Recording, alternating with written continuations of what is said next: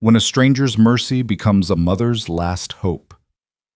The woman collapsed just beyond the gate, her body folding like cloth around the burning child in her arms. Evelyn Brooks had walked 3 days through merciless heat with no water, no food, and no place left to go, because every door in 2 counties had already closed in her face. Her son's fever had turned his skin to fire. And she knew with terrible clarity that if someone didn't help them in the next few hours, she would bury him in this God-forsaken prairie with her bare hands. The ranch before her was her last chance. She didn't know the man who owned it. She didn't know if he'd turn her away like all the others. But as consciousness slipped away and dust filled her mouth, one thought pulsed through her mind: please. Just let him see us before we die. If you want to see how a desperate mother's plea changes 3 broken lives forever, stay with me until the end of this story. And when you're done, hit that like button and drop a comment telling me what city you're watching from. I love seeing how far these stories travel. The sun had no mercy that day. It beat down on the Wyoming plains with the kind of heat that made the horizon shimmer and bend, turning the grassland into something that looked more like water than earth. Evelyn Brooks had stopped noticing the beauty of it hours ago. Now she only felt the weight of her son in her arms, the weight of her own failing body, the weight of 3 days walking with nothing but fear to keep her moving. Her boots had worn through at the heels. Each step sent a jolt of pain up her legs, but she didn't stop. Couldn't stop. Not while Thomas still breathed. He was 6 years old, small for his age, with his father's dark hair and her own gray eyes. 3 days ago, he'd been laughing. 2 days ago, he'd been walking beside her. Yesterday, he'd begun to burn. Now he lay limp against her chest, his skin so hot she could feel it through both their layers of clothing. His breath came shallow and quick, and every few minutes a whimper escaped his cracked lips. She had no water left to give him, no shade to offer, no help coming.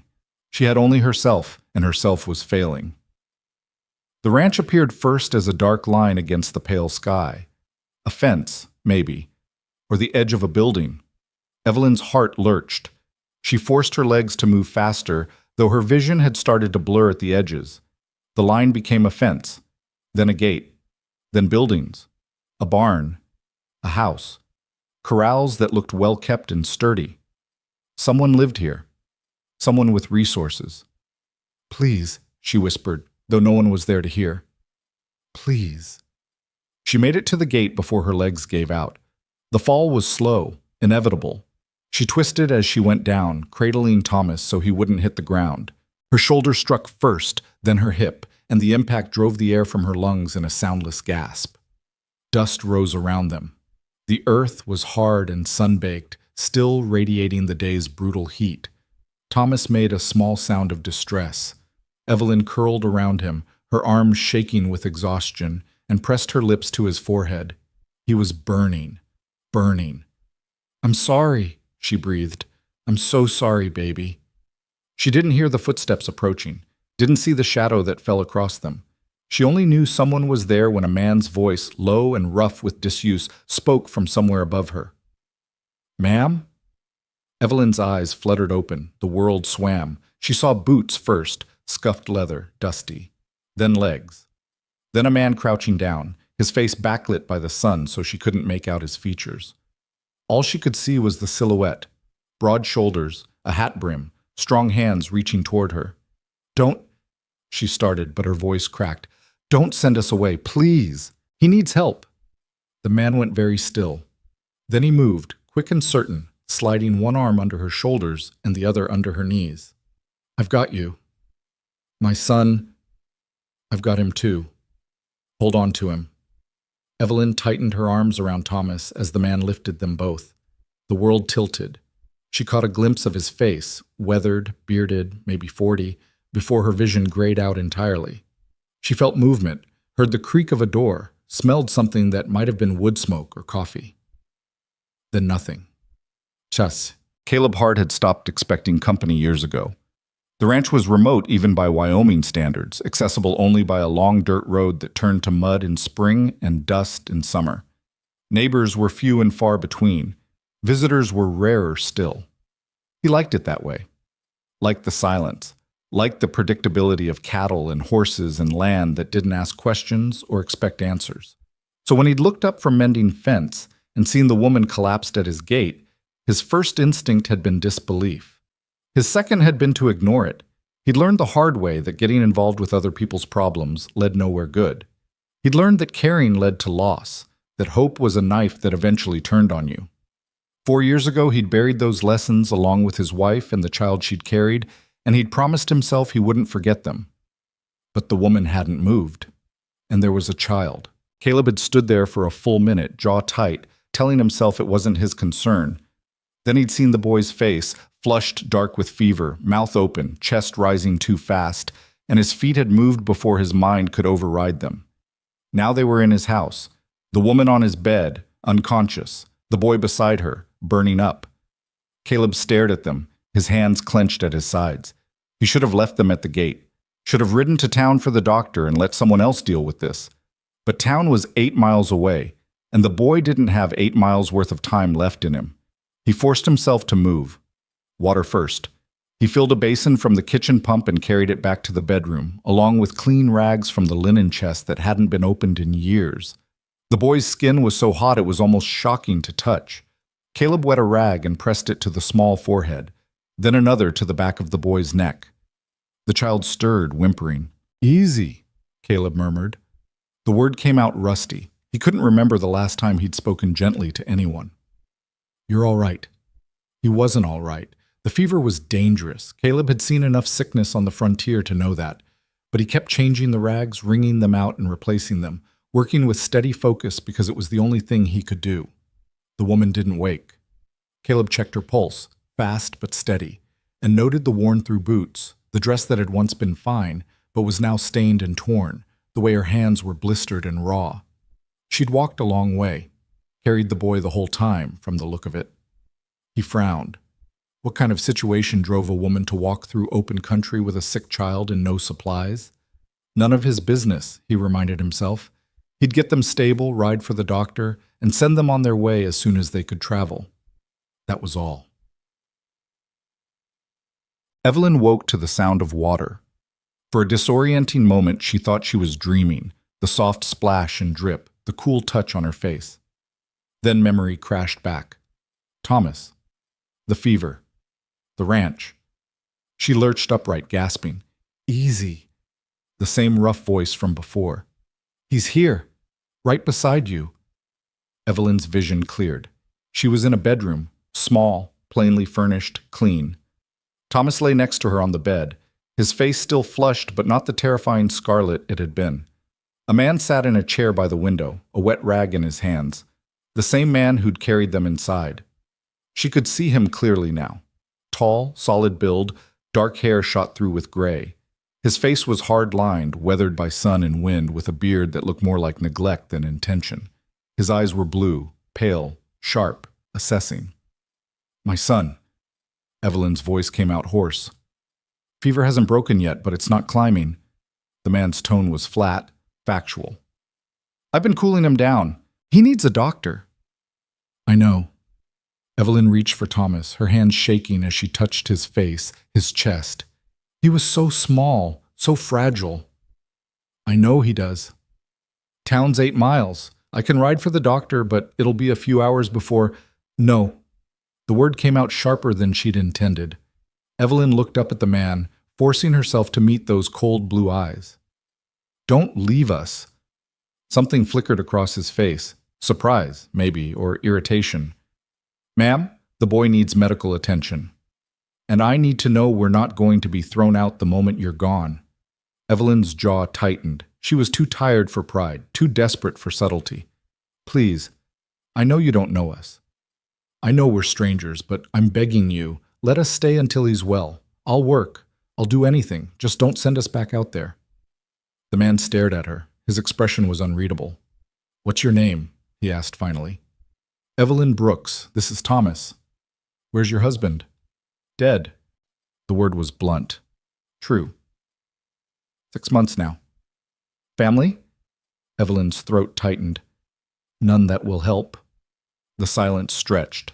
She could see the calculation in his eyes, the instinct to refuse. She'd seen it a dozen times in the past 3 days, in the faces of townspeople who'd turned her away, in the eyes of farmers who'd set their dogs on her when she'd approached their homes. She waited for it, braced for it, but the man just stood, tossing the rag into the basin. "Name's Caleb Hart. This is my ranch." He moved toward the door, then paused. "I'll ride for the doctor. There's bread and butter in the kitchen if you're hungry. Don't touch anything else." "Thank you." The words came out broken. "Thank you." He didn't acknowledge it, just left, his boots heavy on the floorboards. Evelyn closed her eyes and pulled Thomas close, pressing her face into his hair. For the first time in days, she let herself cry. Doc Brennan arrived 3 hours later, a gray-haired man with kind eyes and steady hands. He examined Thomas thoroughly, asking questions Evelyn answered as best she could. When the fever started, what symptoms he'd shown, whether he'd eaten or drunk anything unusual. "Heat exhaustion," the doctor said finally. "Dehydration. Likely an infection from something he picked up on the road." He looked at Evelyn, his expression grave. "You got him here just in time, Mrs. Brooks. Another day, and—" He didn't finish. Didn't need to. Evelyn nodded numbly. "I'll leave medicine and instructions. Keep him cool, get fluids into him when he wakes. He should start improving in a day or two." Doc Brennan glanced toward the door where Caleb stood watching. "You'll look after them, Hart?" Caleb's jaw tightened. "Until the boy can travel." "Good." The doctor packed his bag, then paused. "You're doing a decent thing here." Caleb didn't respond. After the doctor left, the house fell into uneasy quiet. Evelyn stayed at Thomas's side, following the doctor's instructions with meticulous care. Caleb disappeared outside, returning only to bring food or check that they had what they needed. He didn't speak unless spoken to, didn't ask questions, but he didn't send them away. He met. Thomas's fever broke on the second night. Evelyn felt it happen. The subtle shift from burning to merely warm, the way his breathing eased and deepened. She pressed her hand to his forehead and nearly sobbed with relief. He was going to be all right. He was going to live. She found Caleb in the kitchen, staring into a cup of coffee. His fever broke. Caleb looked up. For just a moment, something that might have been relief crossed his face. Then it was gone. Good. Evelyn sat down across from him, exhaustion making her bones ache. "I meant what I said. I'll work to pay you back. I can cook, clean, mend, whatever you need." "I don't need anything." "Then let me do it anyway." She leaned forward. "Please. I have nowhere else to go." Caleb studied her, his expression inscrutable. "What happened to you?" Evelyn hesitated. The whole story was long, complicated, humiliating, but he deserved some explanation. "My husband died in a logging accident, left debts I couldn't pay. His brother offered to help, said he'd take us in." Her voice hardened. "What he meant was he'd take Thomas and put me out. He wanted my son, not me. So I ran. And walked 3 days through open country. I didn't have a choice." Evelyn met his eyes. "Would you have done differently?" Caleb's expression flickered. He looked away. "No." The silence that followed was different than before, less hostile, more uncertain. "You can stay until the boy's stronger," Caleb said finally. "After that, we'll see." It wasn't a promise, but it was enough. "Thank you," Evelyn said quietly. Caleb stood, dumping the rest of his coffee in the sink. "There's a spare room past the kitchen. Move your things there.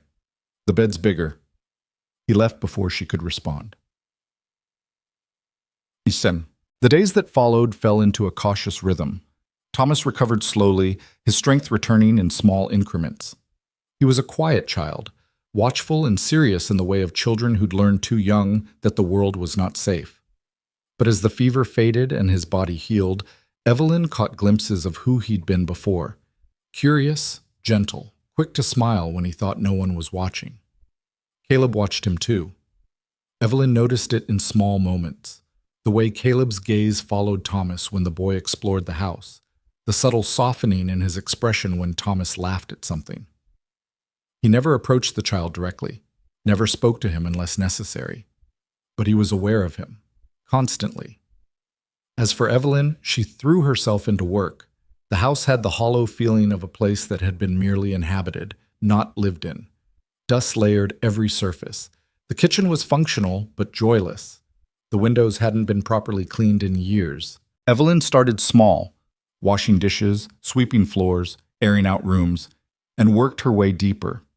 She found a trunk of women's clothes in one of the bedrooms, folded carefully and smelling of lavender, a wedding ring on the washstand, a child's blanket, half finished, tucked in a drawer.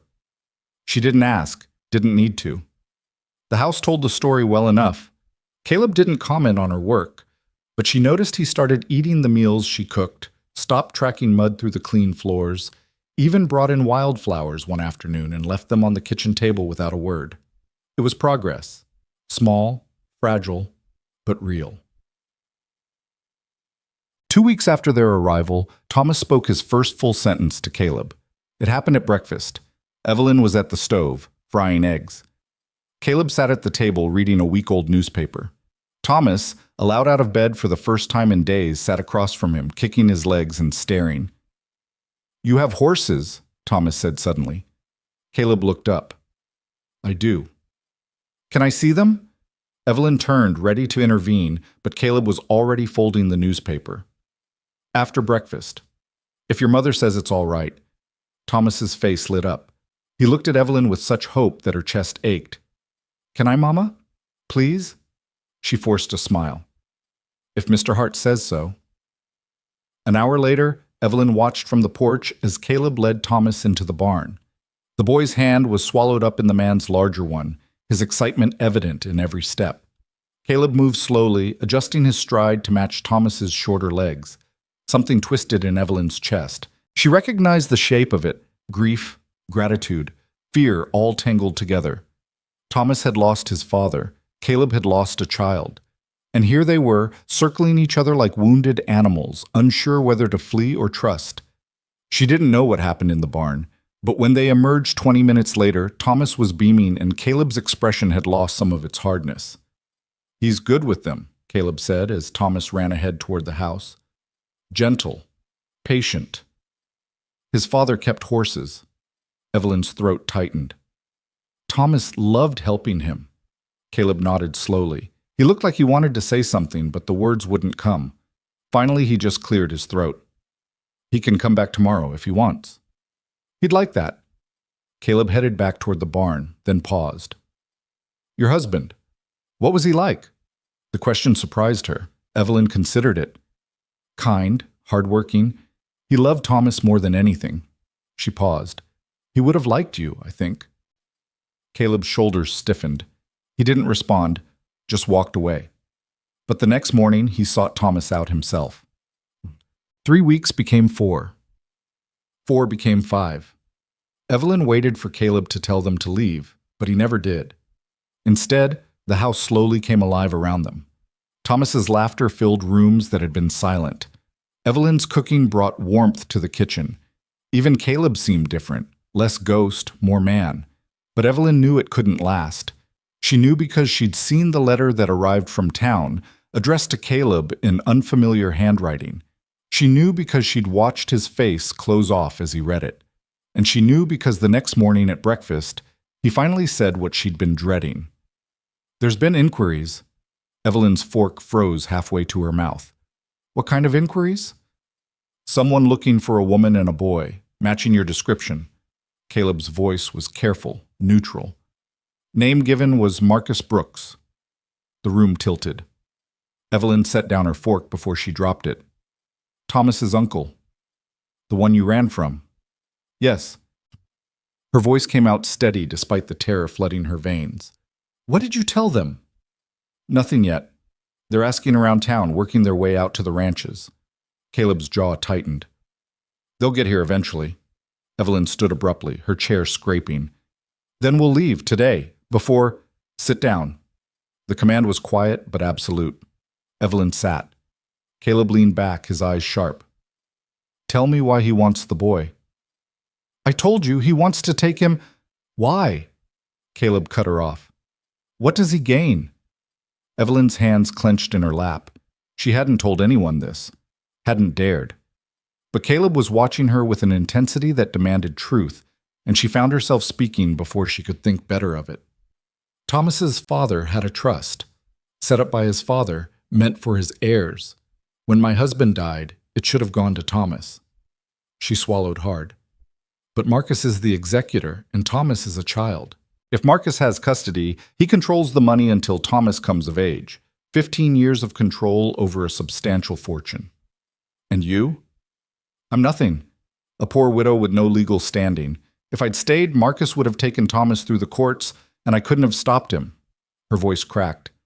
So I ran. Caleb was silent for a long moment. Then, if you had a husband, would that change things? Evelyn blinked. Yes. A husband would have legal rights to Thomas that Marcus couldn't override. But I don't... Marry me. The words fell into the room like stones.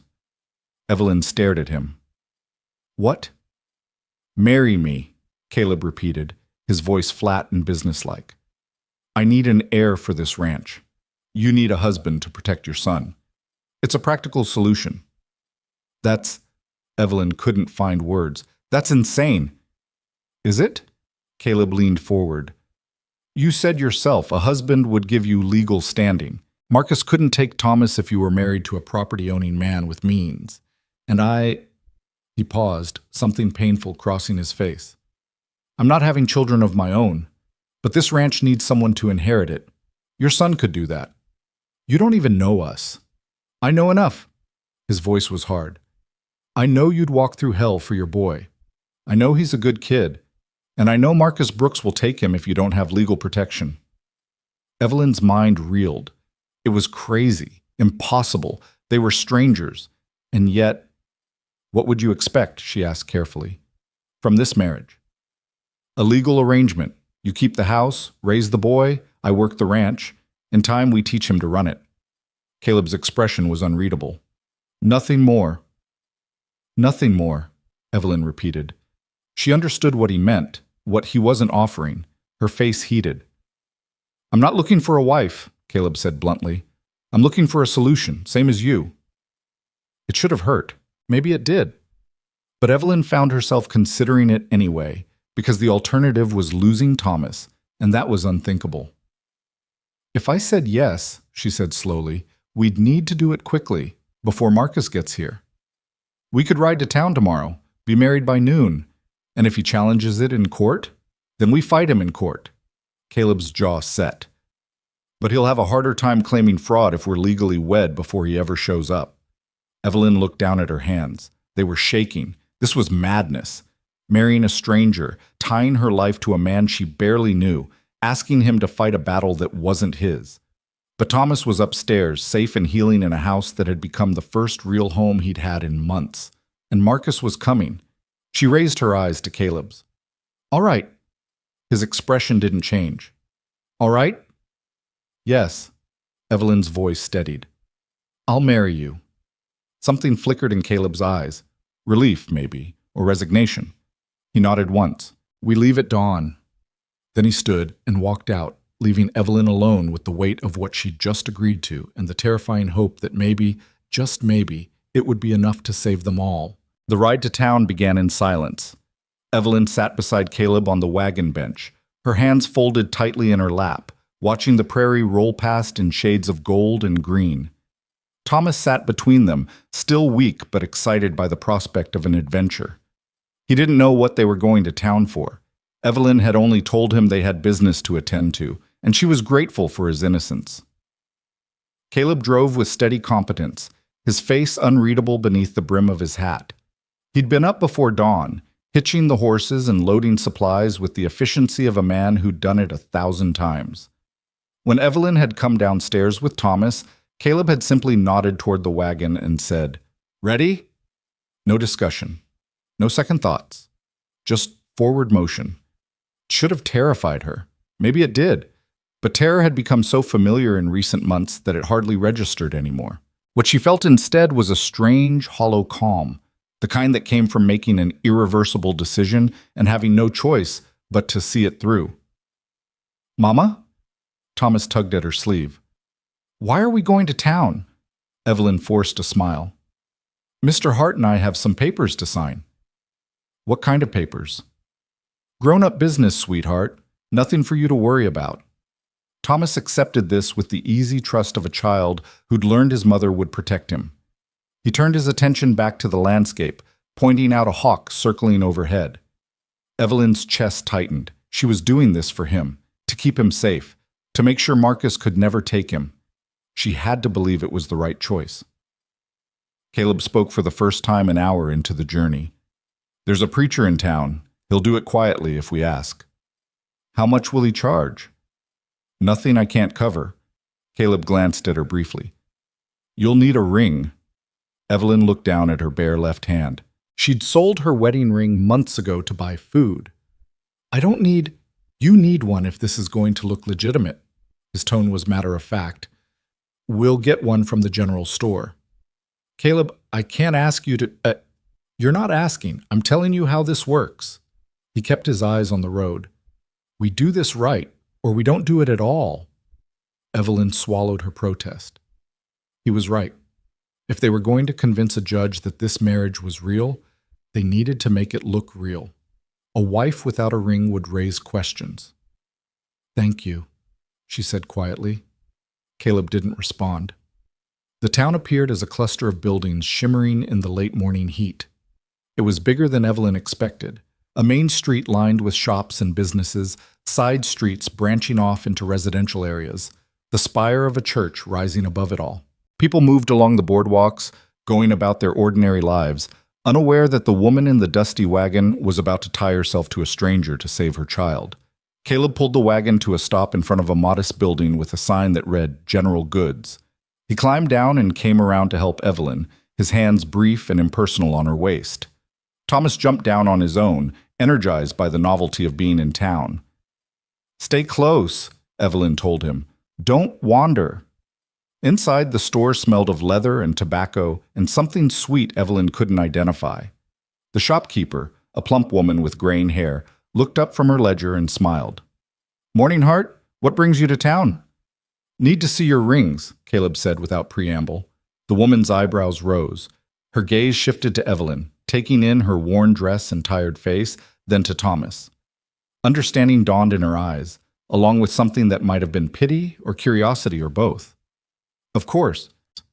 She moved to a glass case and pulled out a tray of simple bands, silver, gold, brass. Nothing fancy. These are what we have. Caleb examined them with the same focus he gave everything. He picked up a plain gold band, narrow and unadorned, and turned to Evelyn. Give me your hand. Evelyn extended her left hand. It trembled slightly. Caleb's fingers were calloused and warm as he slipped the ring onto her fourth finger. It fit perfectly, settling into place as if it had always belonged there. This one, Caleb said. The shopkeeper nodded, naming a price that made Evelyn wince, but Caleb counted out the money without hesitation and pocketed the ring again. We'll need it in an hour. Getting married today, are you? The woman's tone was carefully neutral. That's right. Congratulations. The word sounded automatic. The preachers at the church most mornings just head up Main Street. They left the store with Thomas chattering about all the interesting things he'd seen. Evelyn walked beside Caleb in continued silence, acutely aware of the weight of what was about to happen. In less than an hour, she would be married to this man. She would take his name, bind her life to his, place her son's future in his hands. She barely knew him. The church was small and white-painted, with a neat yard and a bell tower that looked like it had seen better days. Caleb tied the horses and helped Thomas down, then turned to Evelyn. You're sure about this? It was the first time he'd asked, the first acknowledgement that this was still a choice, that she could still walk away. Evelyn thought of Marcus, his cold smile, his threats, the way he'd looked at Thomas like a commodity to be acquired. She thought of the weeks she'd spent here at the ranch, watching her son heal and laugh and feel safe for the first time since his father died. I'm sure, she said. Caleb held her gaze for a moment longer, then nodded. Let's go. The preacher was a thin man with kind eyes and ink-stained fingers. He looked surprised to see Caleb Hart standing in his church. Evelyn got the sense that Caleb wasn't a regular attendee, but he recovered quickly. Mr. Hart, what can I do for you? We need to be married, Caleb said. Today. Now, if possible. The preacher's eyes widened. He looked from Caleb to Evelyn to Thomas. I see. And this is Evelyn Brooks. She's been staying at my ranch. Caleb's voice was steady, giving nothing away. We've decided to marry. The boy is hers. He'll be taking my name. I see, the preacher repeated. He seemed to be searching for the right words. Marriage is a sacred covenant, Mr. Hart. It shouldn't be entered into lightly. I'm aware of that. Are you both here of your own free will? No coercion? No— Yes, Evelyn said firmly. I'm here by choice. The preacher studied her face, perhaps looking for signs of distress or doubt. Whatever he saw must have satisfied him, because he sighed and pulled out a leather-bound book. Very well. I'll need witnesses. Can't you find some? Caleb asked. I'll see what I can do. The preacher disappeared into a back room and returned a few minutes later with two women, his wife and her sister, apparently, who looked curious but willing. This will do. Shall we begin? They stood before the simple altar, Evelyn and Caleb side by side with Thomas pressed against Evelyn's skirts. The preacher opened his book and began reading words Evelyn had heard once before, 7 years ago, when she'd married Thomas's father in a church full of flowers and hope. This was nothing like that. This was stark and practical and almost businesslike. The preacher's voice droned through the familiar passages. Caleb's responses came in a low, steady tone, and when it was Evelyn's turn to speak, she heard her own voice as if from a great distance, promising things she wasn't sure she could give to a man she wasn't sure she understood. Do you have a ring? The preacher asked. Caleb produced the gold band. He took Evelyn's hand. His grip was firm but not painful, and slid the ring onto her finger for the second time that day. This time it stayed. I now pronounce you man and wife. The preacher closed his book. You may kiss the bride. Caleb hesitated. Evelyn saw the conflict in his eyes. This wasn't part of the practical arrangement they'd discussed, but the witnesses were watching, and a marriage without a kiss might raise questions. He leaned in and pressed his lips to hers briefly, chastely, a kiss that conveyed nothing but obligation. Then he stepped back. Thank you, preacher, Caleb said. He paid the man, shook his hand, and turned toward the door. We should go. And just like that, Evelyn was married. They walked back to the wagon in silence. Thomas skipped ahead, oblivious to the magnitude of what had just occurred. Evelyn touched the ring on her finger, still not quite believing it was real. Mrs. Hart, Caleb said quietly as he helped her onto the wagon seat. The name sounded foreign, wrong, but also, strangely, like a kind of armor. Mr. Hart, she replied. Something that might have been amusement flickered across his face. Then it was gone, and they were riding out of town, the marriage certificate folded in Caleb's pocket and Evelyn's old life receding with every mile. They were halfway home when Thomas finally asked the question Evelyn had been dreading. Mama, why did you marry Mr. Hart? Evelyn glanced at Caleb. He kept his eyes on the road, but she could see the tension in his shoulders. This was her question to answer. Because I care about you, sweetheart, she said carefully, and Mr. Hart is a good man who's willing to help us. We're going to live at the ranch now. It's going to be our home. Is Mr. Hart my papa now? Evelyn's throat tightened. No, baby. Your papa will always be your papa, but Mr. Hart is your stepfather now. He's going to take care of us. Thomas considered this. Do I call him Pa? Caleb spoke before Evelyn could. You call me whatever feels right to you, son. The word son hung in the air. Thomas looked up at Caleb with wide eyes, then smiled tentatively. Okay. They rode the rest of the way in silence, but it was a different kind of silence now. Less tense, more settled, as if something had been established, boundaries drawn and accepted. When they reached the ranch, Caleb unhitched the horses while Evelyn took Thomas inside. The house looked the same as when they'd left it. Clean floors, fresh curtains, the smell of this morning's bread still lingering. But it felt different now. It wasn't just shelter anymore. It was home. Her home. Their home. The thought was terrifying and comforting in equal measure. Evelyn started dinner while Thomas played quietly in the next room. She was peeling potatoes when Caleb came in, dust on his clothes and weariness in his eyes. "Everything all right with the horses?" she asked. "Fine." He washed his hands at the pump. "We need to talk about what comes next." Evelyn set down the potato. "Marcus. Marcus." Caleb dried his hands and turned to face her. "He's going to come here. Could be tomorrow, could be next week. But he'll come. And when he does, we tell him you're married, show him the certificate, make it clear Thomas is my son now, legally." Caleb's jaw set.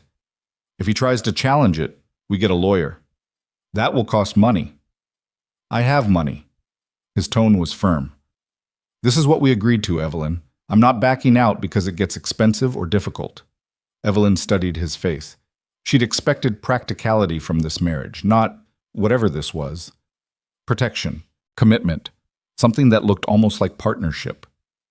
"Why are you doing this?" she asked quietly. "Really?" Caleb was silent for a long moment. When he spoke, his voice was rough. "I had a son once, or would have. He didn't make it." He looked away. "I couldn't save him. Maybe I can save yours." The admission hung between them, raw and painful.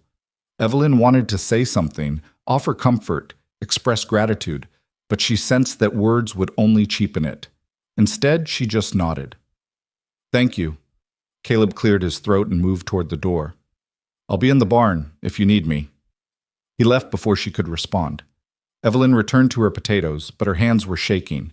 She'd married this man thinking she understood the arrangement, practical, transactional, mutually beneficial. But there was more to Caleb Hart than she'd realized. More pain. More capacity for care than he wanted to admit. It should have made her feel safer. Instead, it made her afraid of what would happen when Marcus came and put everything to the test. Marcus Brooks arrived 4 days later. Evelyn heard the horse first, the sharp sound of hooves on the hard-packed road. She was hanging laundry, and the sound made her freeze, a damp sheet clutched in her hands. She knew, with terrible certainty, who it was before she even saw him. Caleb emerged from the barn, his rifle held loosely in one hand. He'd been expecting this too. The rider came into view, a man in his 30s, well-dressed in city clothes that looked absurd on the prairie. Dark hair, cold eyes, a smile that didn't reach them. Marcus had always looked like a man calculating angles, figuring out how to turn situations to his advantage. He pulled his horse to a stop and dismounted with the ease of someone who'd grown up around horses, but hadn't ridden one in years. His gaze swept over the ranch, dismissive and assessing, before landing on Evelyn. "Hello, Evelyn." His voice was smooth, pleasant. "You've been hard to find." Evelyn set down the laundry basket. Her legs felt unsteady, but she forced herself to stand tall. "Marcus. I've been worried sick. My brother's widow disappeared with his son. You can imagine the concern." He glanced at Caleb, taking in the rifle, the hard expression. "And who might you be?" "Caleb Hart. This is my ranch." "Ah." Marcus's smile widened. "The good Samaritan who took in my desperate sister-in-law. How generous of you." "She's not your sister-in-law anymore," Caleb said flatly. "She's my wife." The smile froze. "Excuse me?" "We were married 4 days ago. Evelyn Hart. Legal and binding." Marcus's expression went through several rapid changes. Shock, anger, calculation. When he spoke again, his voice had lost its pleasant veneer. "That's convenient. A destitute widow shows up on your doorstep and suddenly you're married. Tell me, how much did she offer you to go along with this charade?" "It's not a charade," Evelyn said. Her voice came out stronger than she felt. "We're legally married. Thomas is Caleb's son now. Thomas is my nephew, my brother's heir, and you—" Marcus pointed at her, his face reddening. "You have no right to give him away to some stranger." "I have every right. I'm his mother.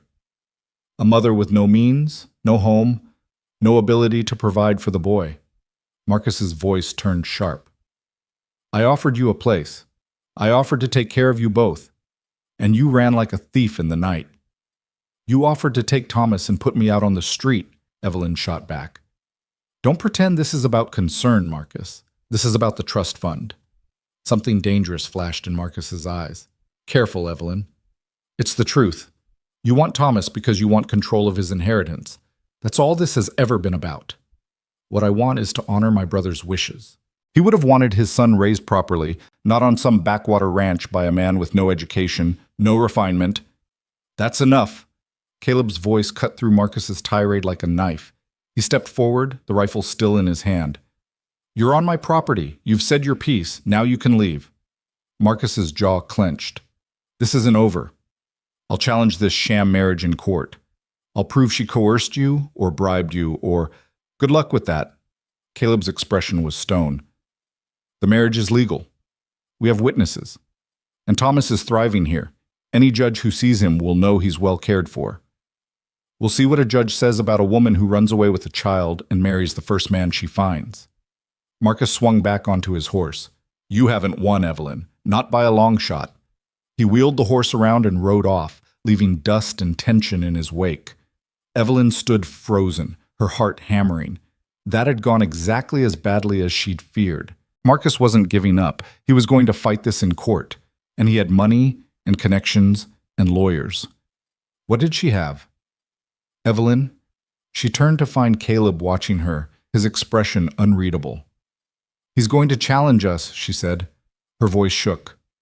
He's going to drag us into court and try to prove this marriage is fake. Let him try. Caleb, he has resources we don't. He has money. We have truth. Caleb set the rifle aside. You're my wife. Thomas is my son. That's not a lie, legally speaking. And if Marcus wants to argue otherwise, he'll have to prove fraud. That won't be easy. He'll try. He'll dig into our past, question people in town, look for any evidence that this was arranged. Then we make sure there's no evidence to find. Caleb's voice was firm. From now on, we act like a real married couple. No separate bedrooms, no distance. Anyone who sees us needs to believe this marriage is genuine. Evelyn stared at him. You mean? I mean, we share a room. We act like husband and wife in public. We give them nothing to question. He paused. I'm not talking about. I said I wouldn't ask that of you, and I won't. But appearances matter. If Marcus is watching, we can't give him ammunition. Heat flooded Evelyn's face. The idea of sharing a room with Caleb, even platonically, felt intensely intimate. But he was right. If they were going to convince a judge this marriage was real, they needed to convince everyone else first. All right, she said quietly. We'll make it look real. Not just look. It is real. You're my wife. Thomas is my son. That's the truth we're going to live, starting now. Something in his tone made Evelyn's chest tighten. This was still a practical arrangement. She knew that. But the way Caleb said it, with such finality and conviction, made it feel like more.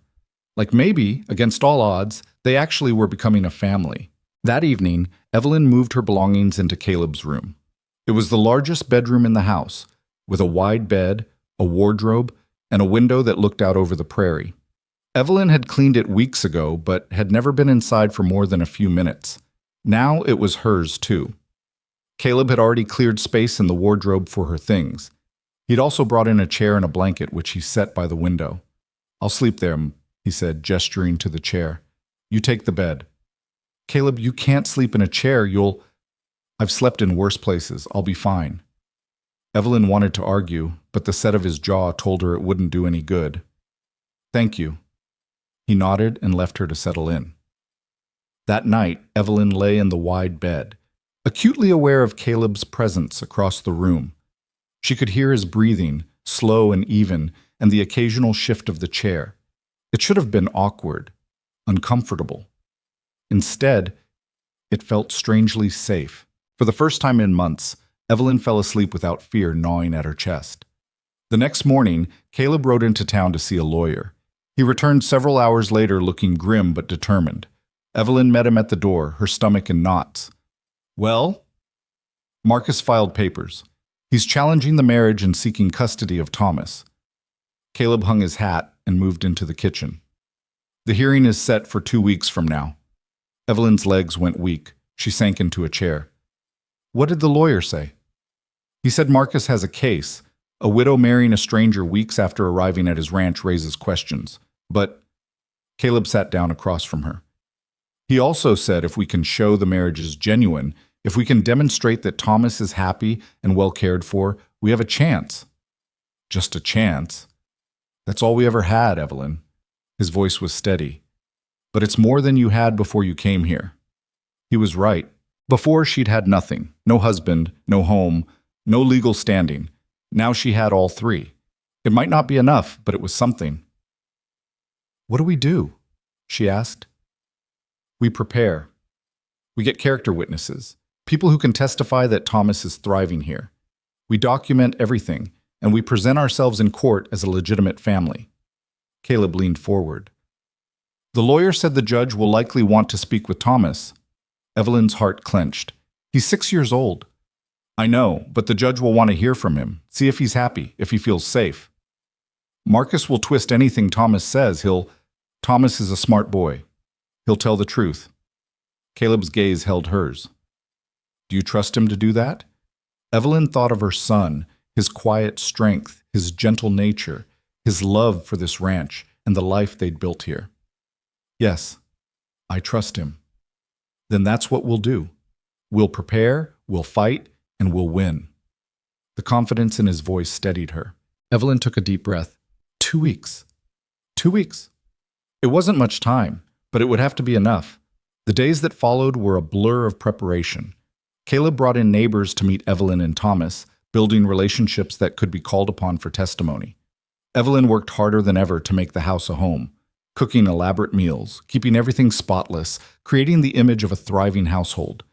And Thomas, sensing the tension even if he didn't understand it fully, stayed close and tried to be helpful. But at night, alone in the room they shared, the fear crept back in. What if it's not enough? Evelyn whispered one evening. She was sitting on the edge of the bed, and Caleb was in his chair by the window, mending a bridle. What if the judge doesn't believe us? Caleb set down the leather. Then we appeal. And if that doesn't work, we figure out another way. There might not be another way. There's always another way. He stood and crossed to the bed, sitting down beside her. The mattress dipped under his weight. Listen to me. I made you a promise when we married. I told you I'd protect Thomas. That wasn't conditional. That wasn't dependent on a judge's ruling. Whatever happens in that courtroom, I'm not giving him up. Do you understand? Evelyn looked up at him.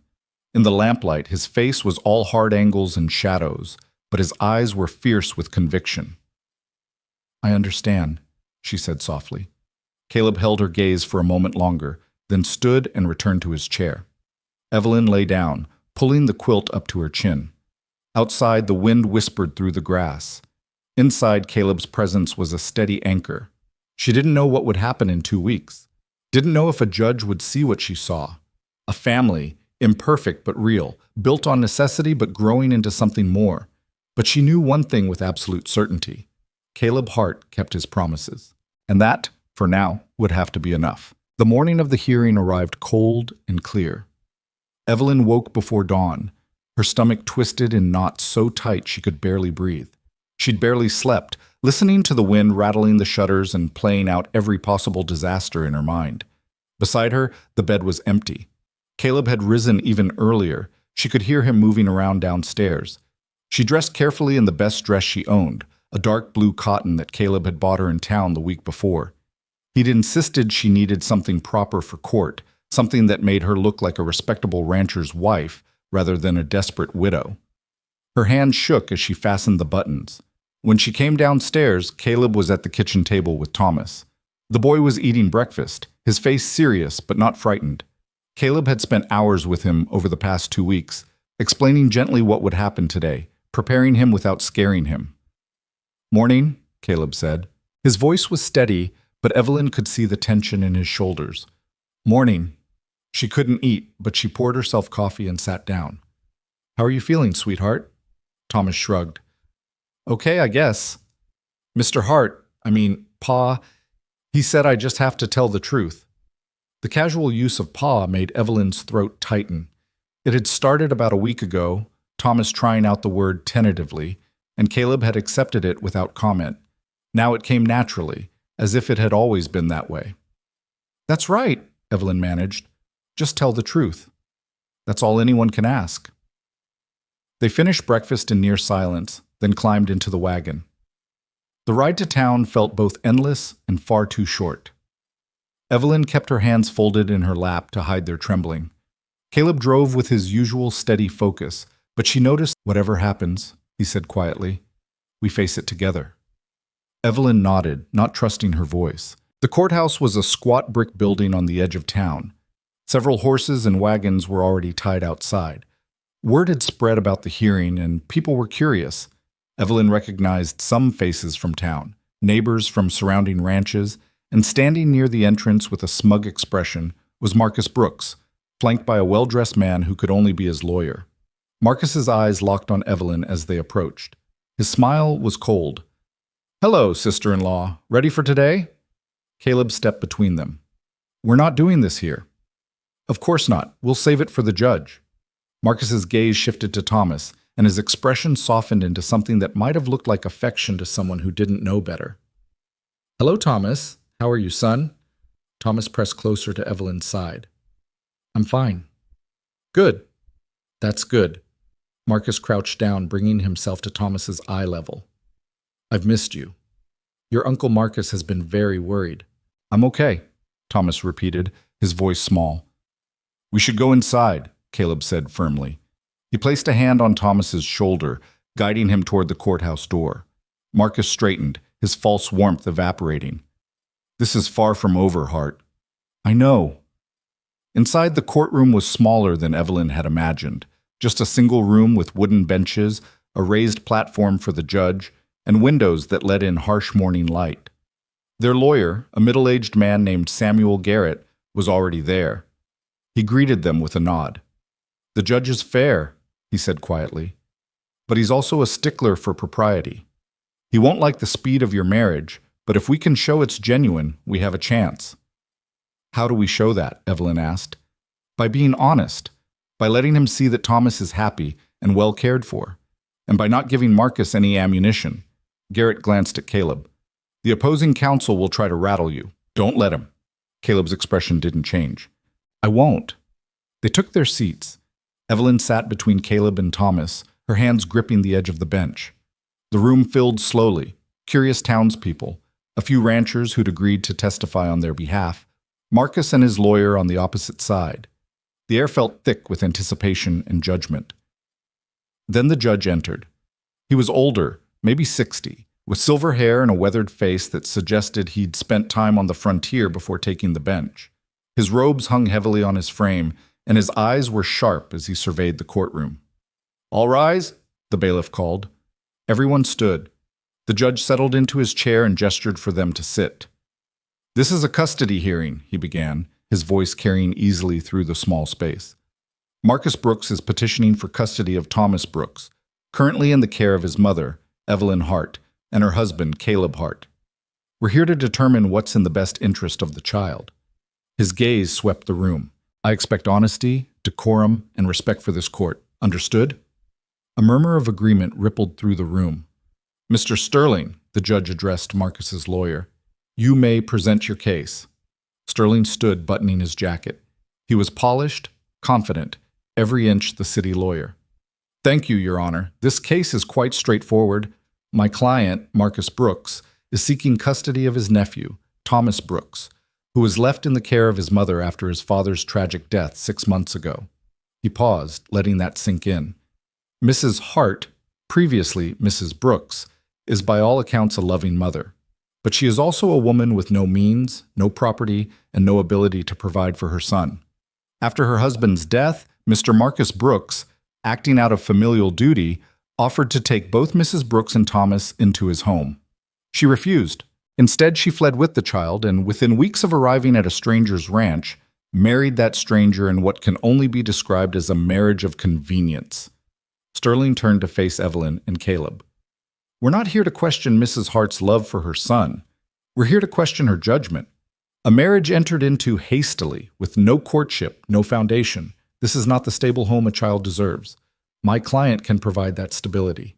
He has means, he has a proper home, and he has the legal right as Thomas's closest male relative." Evelyn's nails dug into her palms. Everything Sterling said was designed to make her look desperate, irresponsible, unfit.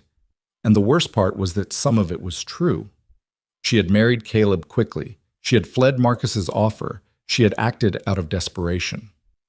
Sterling continued, "We will demonstrate that this marriage is a sham designed solely to prevent my client from exercising his rightful claim.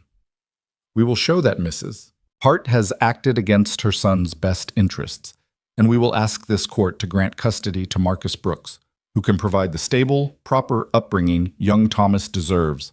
He sat down, looking satisfied. The judge turned to Garrett. "Mr. Garrett?" Their lawyer stood, his movements calm and deliberate. "Your Honor, the opposing counsel would have you believe this is a simple case of a loving uncle seeking to care for his orphan nephew, but the truth is considerably more complicated." Garrett moved to the center of the room. "Thomas Brooks is not orphaned. He has a mother who has sacrificed everything to keep him safe. Mrs. Hart didn't flee Marcus Brooks's generosity. She fled his manipulation. You see, Thomas's father left a substantial trust fund, administered by Marcus Brooks. If Marcus gains custody of Thomas, he controls that money for the next 12 years. This isn't about family, Your Honor. It's about money." Marcus's face darkened, but he said nothing. "As for the marriage," Garrett continued, "yes, it happened quickly. But speed doesn't equal fraud. Mrs. Hart and Mr. Hart married legally, with witnesses, with full knowledge of what they were undertaking. And in the weeks since, they've built a home together.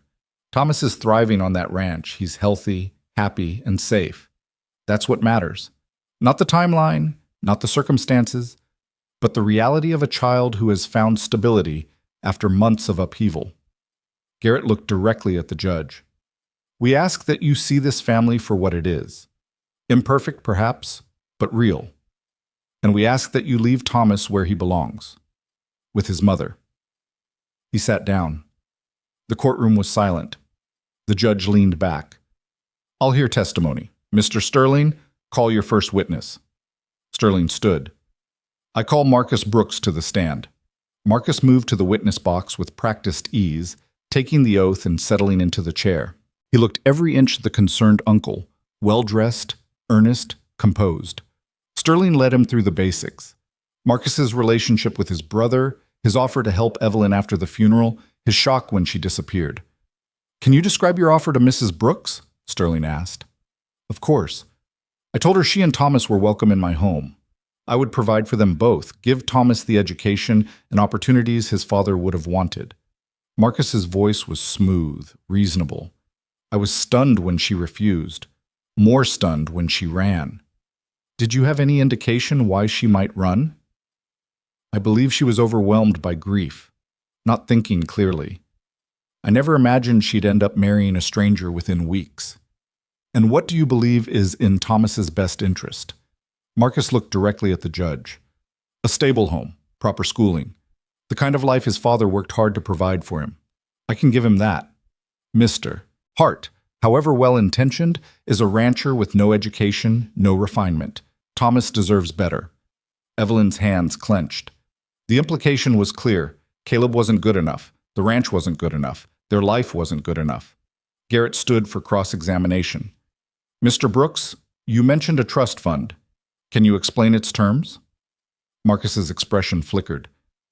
"It's a standard trust set up by my father for his grandchildren." "And who administers it?"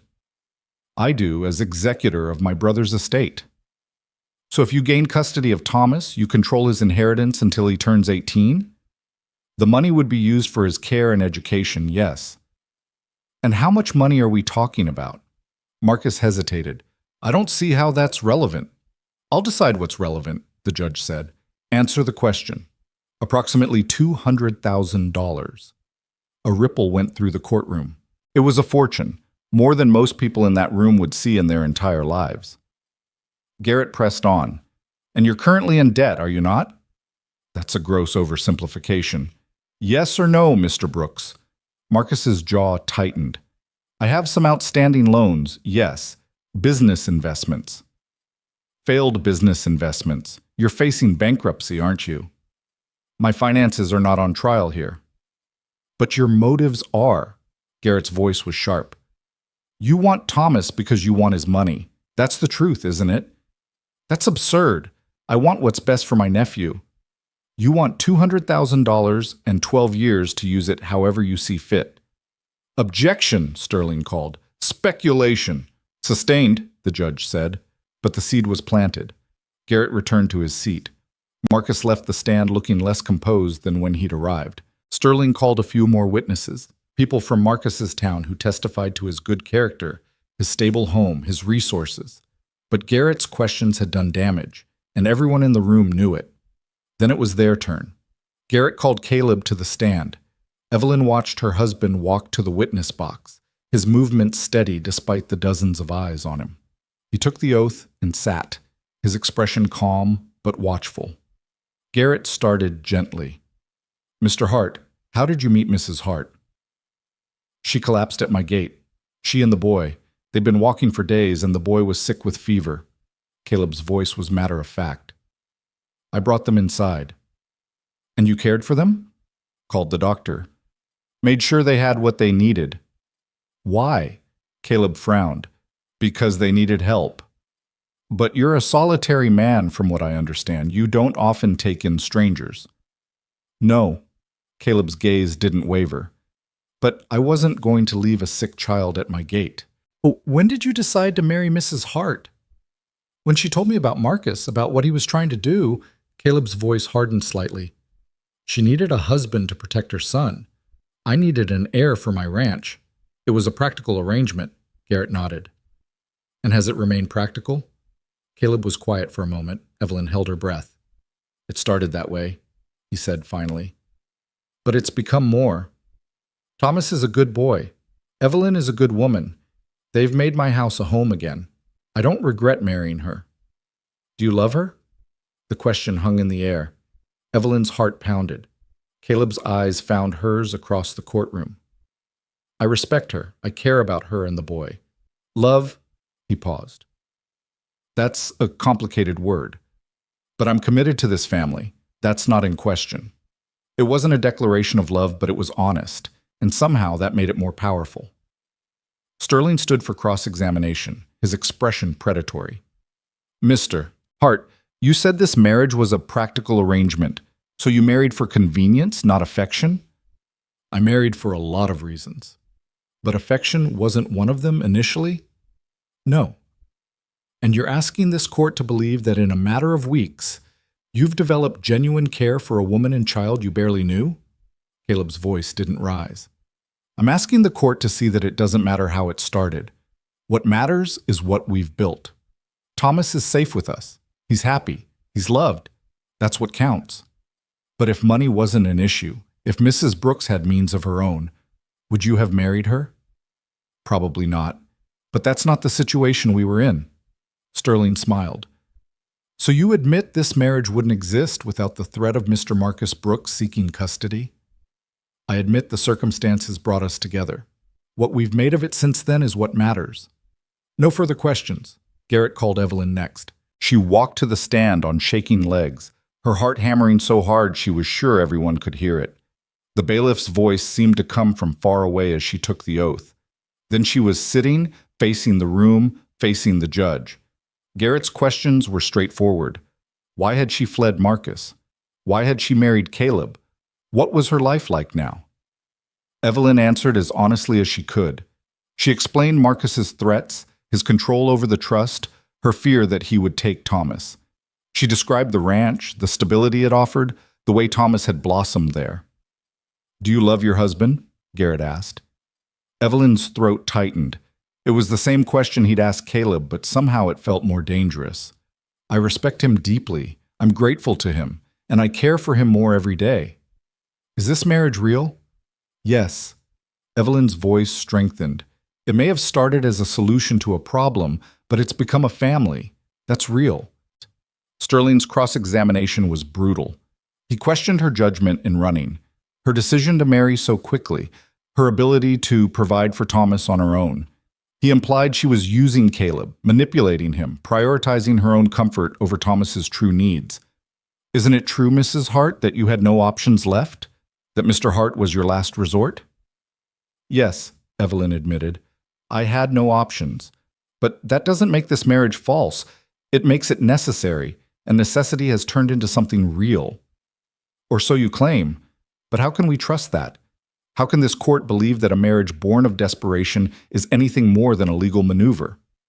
Because you can ask my son. Evelyn's voice shook but held firm. Ask him if he's happy. Ask him if he feels safe. Ask him if this is home, so he'll tell you the truth. Sterling smiled coldly. We intend to.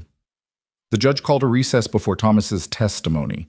Evelyn returned to her seat, her hands trembling. Caleb reached over and took her hand, squeezing it once. You did well, he said quietly.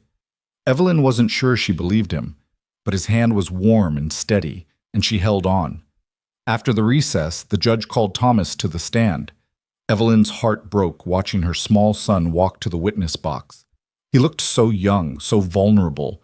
The bailiff had to adjust the Bible for Thomas to reach it for the oath. Then he was sitting in the chair, his feet dangling above the floor, his eyes wide. The judge leaned forward, his expression gentling. Hello, Thomas. Hello, sir. You understand why you're here? Yes, sir. You're deciding where I should live. That's right, and I need to ask you some questions to help me decide. Is that all right? Thomas nodded. I need you to speak out loud, son. Yes, sir. That's all right. The judge smiled slightly. Good. Now, I'm going to ask you some questions, and I want you to tell me the truth. Can you do that? Yes, sir. Do you know what the truth means? It means not lying. It means saying what really happened. Very good. The judge settled back. Tell me about where you live now. Thomas's face brightened. On the ranch? With Mama and Pa? There's horses and cattle and a big barn, and my room has a window where I can see the sunrise. Do you like it there? Yes, sir. A lot. What do you do during the day? I help Pa with the horses. I'm learning how to brush them and clean their hooves, and I help Mama in the garden, and sometimes Pa teaches me to read better. Does your Pa, Mr. Hart, is he kind to you? Thomas nodded vigorously. He's real kind. He's teaching me about the ranch, and he says one day I'll help run it, and he listens when I talk. He doesn't get mad. And your mother? Mama takes care of me. She makes sure I eat and sleep and do my chores, and she reads to me at night. Thomas's voice softened. She's not scared anymore. She used to be scared a lot, but not now. Evelyn's eyes filled with tears. The judge made a note. Do you remember your Uncle Marcus? Thomas's expression changed, not fearful exactly, but guarded. Yes, sir. Do you like him? Thomas hesitated. He's okay. Just okay? He used to visit sometimes, but he didn't play with me or anything. He mostly talked to grown-ups. Did he ever offer to have you come live with him? I heard him tell Mama that once, but Mama said no, and then we left. Were you sad to leave? No, sir. Uncle Marcus's house was fancy, but it didn't feel like home. The ranch feels like home. Sterling stood. Objection, Your Honor. The child is too young to understand the implications. The child is old enough to know where he feels safe, the judge said sharply. Sit down, Mr. Sterling. Sterling sat, his face tight. The judge turned back to Thomas. If you could choose, Thomas, where would you want to live? Thomas didn't hesitate. With Mama and Pa. On the ranch. Why? Because they want me. Not because they have to or because of money or anything. They just want me. Thomas's voice was clear and certain. Pa says I'm his son now. And Mama says we're a family, and that's what I want too. The courtroom was utterly silent. The judge nodded slowly. Thank you, Thomas. You can step down. Thomas climbed out of the chair and walked back to Evelyn. She pulled him close, pressing a kiss to his hair. The judge looked at both lawyers. Final arguments? Sterling stood, but his argument felt hollow now. He talked about stability and resources and proper upbringing, but Thomas's words hung in the air, undeniable and true. Garrett's closing was brief. Your Honor, you've heard from a boy who knows exactly what he wants and why. You've heard testimony showing that Marcus Brooks's motives are financial, not familial. And you've seen a family, unconventional perhaps, but real. The law exists to protect children, In this case, that means leaving Thomas Hart exactly where he is. The judge was silent for a long time, his fingers steepled under his chin. Finally, he spoke. This is not an easy case. Marriage of convenience is not uncommon on the frontier. People marry for land, for labor, for survival. The question is whether those marriages serve the best interests of any children involved. Evelyn's heart hammered. Mr. Brooks, the judge said, I don't doubt you care for your nephew, but I also cannot ignore the financial incentive you have in gaining custody. The debt you carry, the trust you control, these create a conflict of interest that troubles me. Marcus's face went pale. Mr. and Mrs. Hart, the judge continued, your marriage may have begun as a practical arrangement, but I've watched you both today. I've listened to your son, and I believe that what started as necessity has become genuine. Thomas is clearly thriving in your care. Evelyn couldn't breathe. Therefore, I'm ruling that custody of Thomas Hart remains with his mother and stepfather. This marriage is legally binding and will be recognized as such. Mr. Marcus Brooks, your petition is denied. The gavel came down with a sharp crack. For a moment, Evelyn couldn't process it. Then the words sank in. Custody remains, petition denied, and her legs went weak.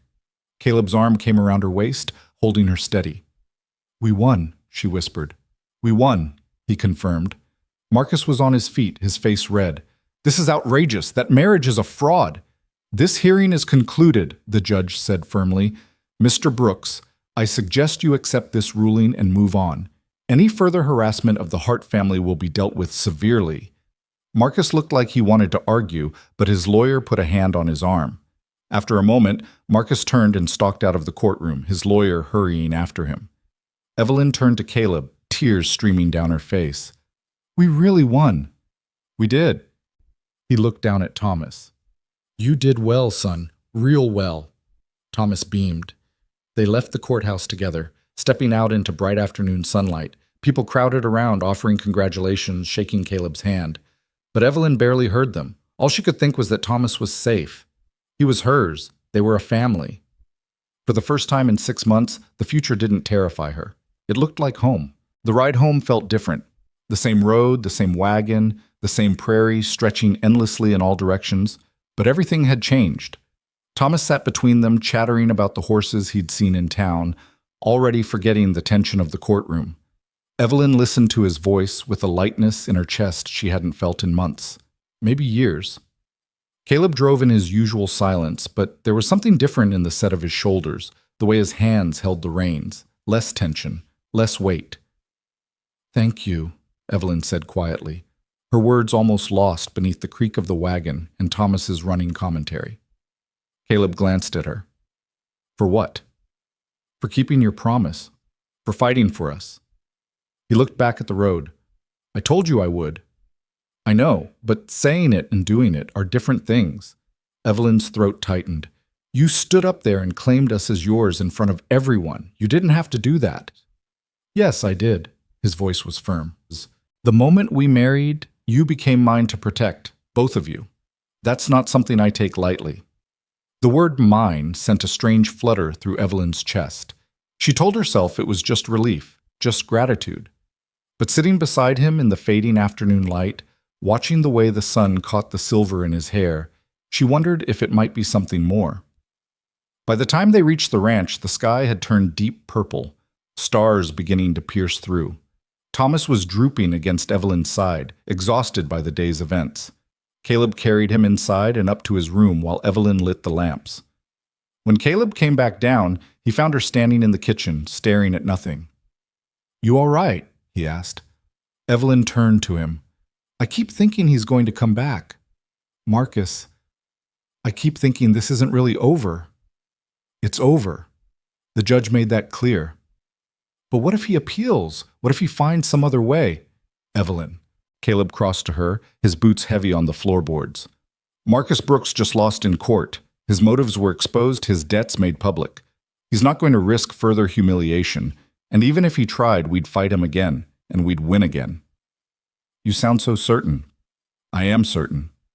He reached out and took her hand, his calloused fingers wrapping around hers. You're my wife. Thomas is my son. Anyone who wants to challenge that will have to go through me first. Evelyn looked down at their joined hands. His was so much larger than hers, scarred from years of ranch work, strong and steady. She thought about the fact that this man had been a stranger 2 months ago. Now he stood between her and the world, willing to fight battles that weren't even his to begin with. "I don't know how to thank you," she whispered. "You don't need to thank me. We're family now." He squeezed her hand once, then let go, stepping back. "Get some rest. It's been a long day." He left before she could respond, heading out to check on the livestock like he did every night. Evelyn stood in the quiet kitchen, her hand still tingling from his touch, and realized with startling clarity that something had shifted between them today. The marriage might have started as a practical arrangement, but it wasn't that anymore. She wasn't sure what it was becoming, but it felt real in a way that made her both hopeful and terrified. The days that followed the hearing settled into a new rhythm, one that felt less like survival and more like living. Thomas threw himself into ranch life with the enthusiasm of a boy who finally felt secure enough to put down roots. He was up with Caleb every morning, following him to the barn, learning to saddle horses and mend fences and read the sky for weather. Evelyn watched them together with a complicated mix of emotions. Thomas had loved his father deeply, and she'd worried that accepting Caleb as Pa might somehow diminish that memory. But Thomas seemed to understand instinctively that having a stepfather didn't erase his real father. It just meant he had someone else who cared about him.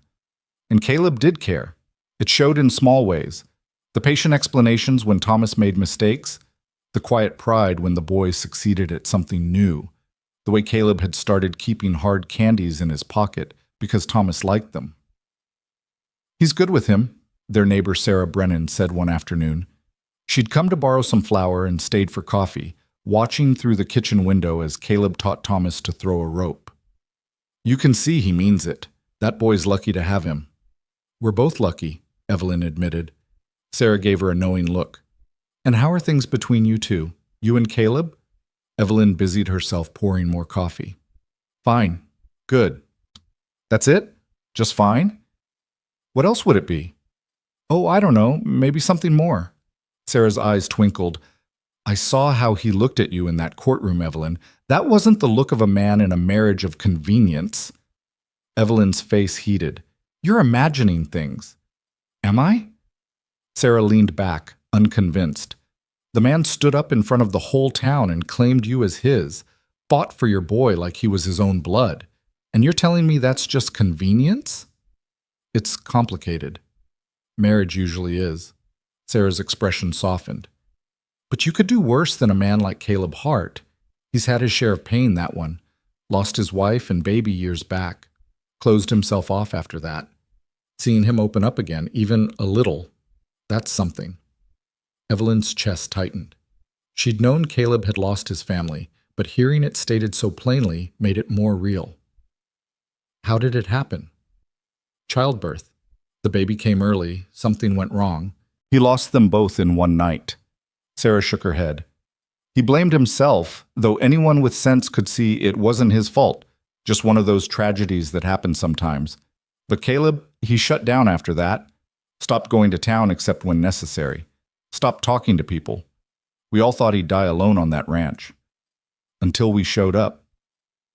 "Until you showed up," Sarah agreed, "and gave him a reason to live again."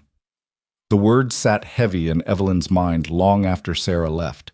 She thought about them that evening as she cooked dinner, as she sat at the table with Caleb and Thomas, as she cleaned up afterward while Caleb read to Thomas from a book about horses.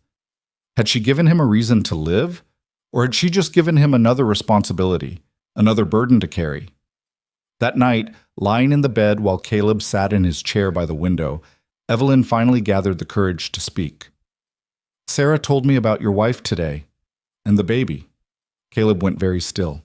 For a long moment he said nothing, and Evelyn wondered if she'd overstepped. Then he sighed. "Everyone knows.